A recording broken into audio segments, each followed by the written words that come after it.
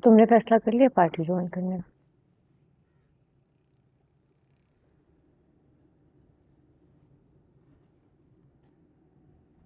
हाँ,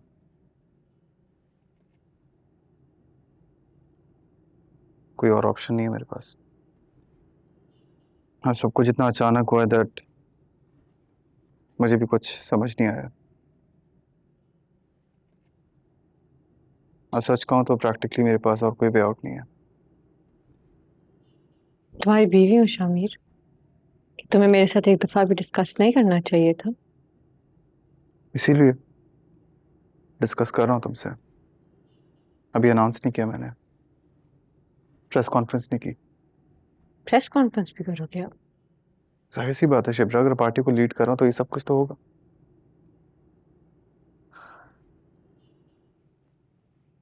तो फिर इसको डिस्कस करना नहीं कहते, इन्फॉर्म करना कहते हैं।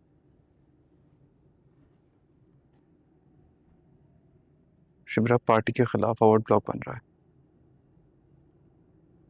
अगर मैंने नहीं रोका पार्टी टूट जाएगी।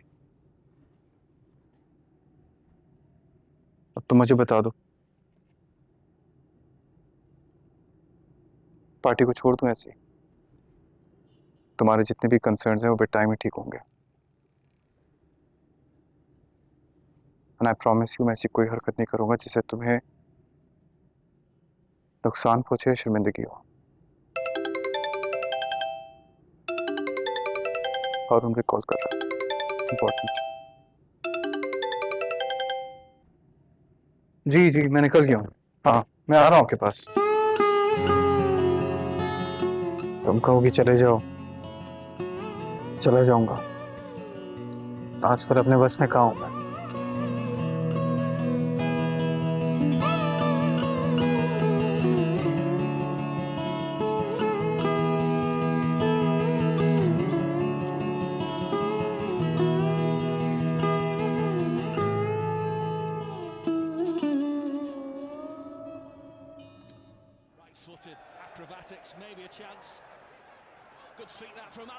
क्या कर रहे हैं ना? क्या क्या हो गया? प्रेस कॉन्फ्रेंस आएगी ना? तो आपकी भरपूर तालियों में पेश करता हूँ जुबैदा सिकंदर के इकलौते वारिस, अरे उठो, मेरा दामाद है तुम्हारा जोड़िया। हमारी हटो, पार्टी मुझे के बैठने दो। नए चेयरमैन उठो उठो। शामिर सिकंदर। बहुत बड़ा आदमी है मेरा दामाद। मैं बहुत मशकूर हूँ आप सबकी तालियों का, मोहब्बत का। मगर सच कहूँगा, मैं अपने आप को इस लायक नहीं समझता। कोशिश करूँगा कि मेहनत इतनी कर सकूँ कि आप सबकी मोहब्बत और इज्जत के लायक बन सकूँ। मेरी माँ जुबैदा सिकंदर अक्सर कहा करती थी कि इंसान और सियासतदान में बुनियादी फ़र्क सिर्फ ये होता है कि जब कोई इंसान गलती करता है, उसका खमियाजा उसके घर वाले और उसके हमसायों को भुगतना पड़ता है, और जब एक सियासतदान गलती करता है, उसका खमियाजा पूरी कौम को भुगतना पड़ता है। मैं दिल पे हाथ रखकर कहता हूँ, मैंने आज तक अपनी माँ से ज़्यादा कभी किसी से मोहब्बत नहीं की। मैं अपनी माँ की कसम उठाकर कहता हूँ, इस पार्टी में शामिल होने की वजह कोई लालच नहीं है। मैं इक़्तिदार के मज़े लूटने नहीं आया हूँ यहाँ पर। मैं उसी विजन को आगे लेके चलना चाहता हूँ जो मेरी माँ का विजन था।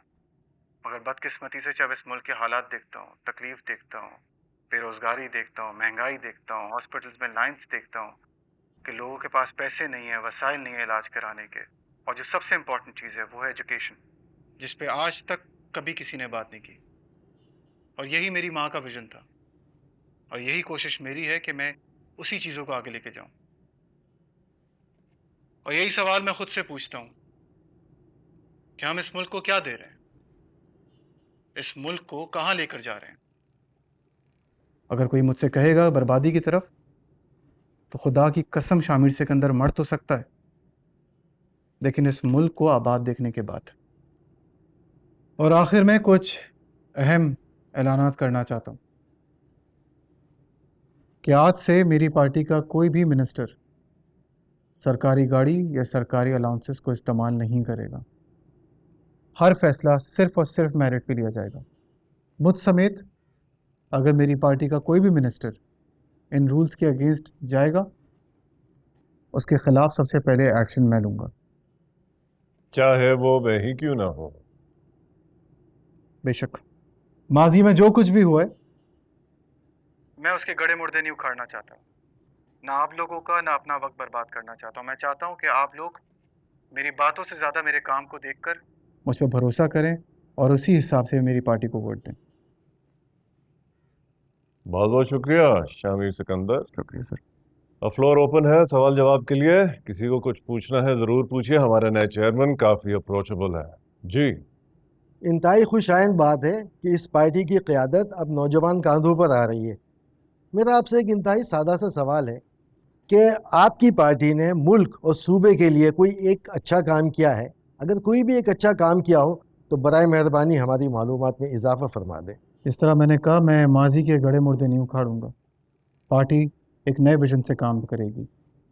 वो विजन जो जुबैदा सिकंदर का विजन था, हम उसी विजन को आगे लेके जाएंगे। मैं मानता हूँ मुल्क और पार्टी एक बहुत मुश्किल मरहलों से गुजरी है। हमारी पार्टी के काफ़ी मिनिस्टर्स ने कुर्बानियाँ दी हैं इसी मुल्क के लिए, इसी पार्टी के लिए। तो ऐसा नहीं है दैट हमारी पार्टी ने कभी लोगों को सर्व नहीं किया।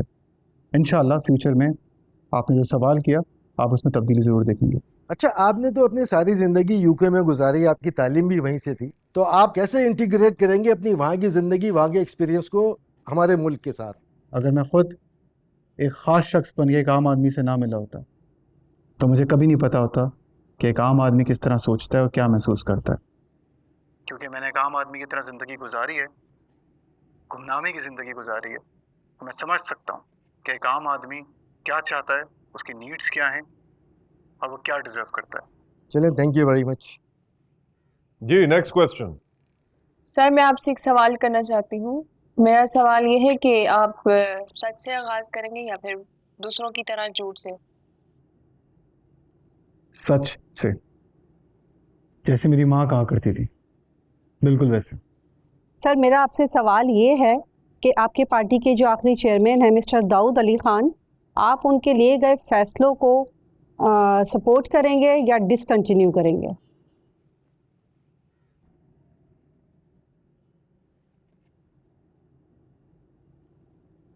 मैं सपोर्ट करता हूँ दाऊद अली ख़ान के हर एक्शन को जो पास में लिया गया, वो आवाम की बेहतरी के लिए लिया गया। क्या हम तवक्का कर सकते हैं आपसे, जो आपकी माँ ने मुल्क और कौम की तरक्की के लिए जो ख्वाब देखे, क्या आप उन तमाम ख्वाबों को पूरा करेंगे? यकीनन ऐसा ही होगा। आने वाले सालों में आप वही विजन देखेंगे जो जुबैदा सिकंदर का था। आप वही पार्टी देखेंगे जो जुबैदा सिकंदर के वक्त पे थी। Thank you sir. Thank you very much. सवाल जवाब का सिलसिला इख्तिताम पर पहुंचता है। आप सबका बहुत बहुत शुक्रिया।